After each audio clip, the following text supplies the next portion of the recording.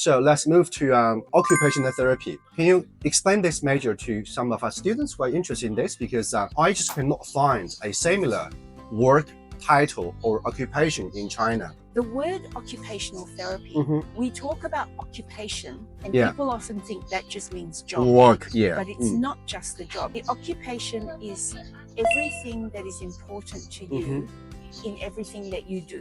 For example, I'm a doctor, therefore for me, being a doctor, being at work is part of my occupation. But I could have other occupations. For example, I could be a mother, I could be a grandmother, I could be a carer for my father, I could be a dancer, I could do many things in my spare time. Different roles, And all of those roles could be important to me. So an occupational therapist talks with a person, identifies what's important to them, and then helps them to be able to function in all parts of their life. So not just work, but also the everyday things like how do I sleep?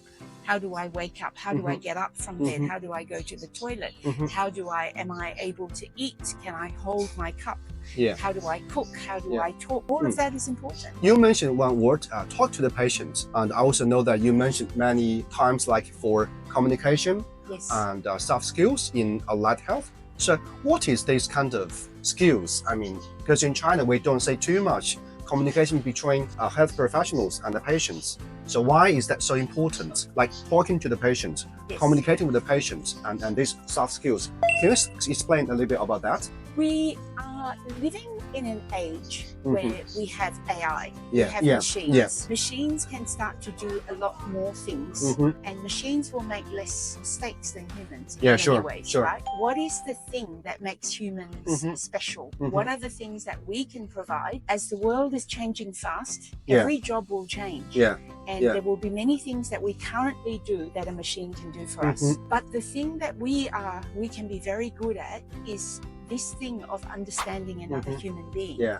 And when you think about, when you want to see someone for health, for anything else, you want to trust that person. And if you don't have the soft skills, how do you help the person trust you? We know in medicine that the majority of mistakes that happen in healthcare happen because of communication. A patient actually wants something, but they don't know how to explain that something very well.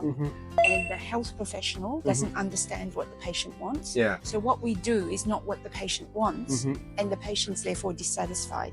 When you're dissatisfied, you are not going to have good outcome. The health professional is not going to be happy. The other thing is that if I don't explain things well to you, and I say, take this medicine, you might go home and you take it wrong because I didn't explain it well enough. And then you have a bad outcome. You get sick because you took the medicine not the way it was meant to be taken.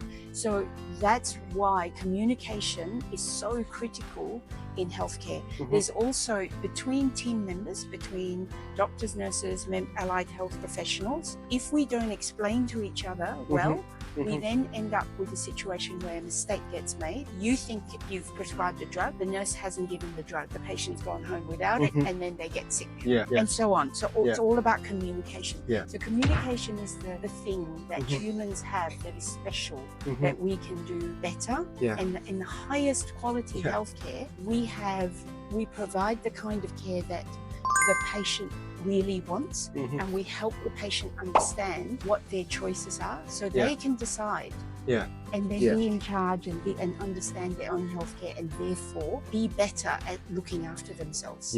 魔力留学，深耕澳洲数十年，与各大学院系关系密切，与各行业人脉互动频繁。快关注我们的账号，咨询澳新申请吧。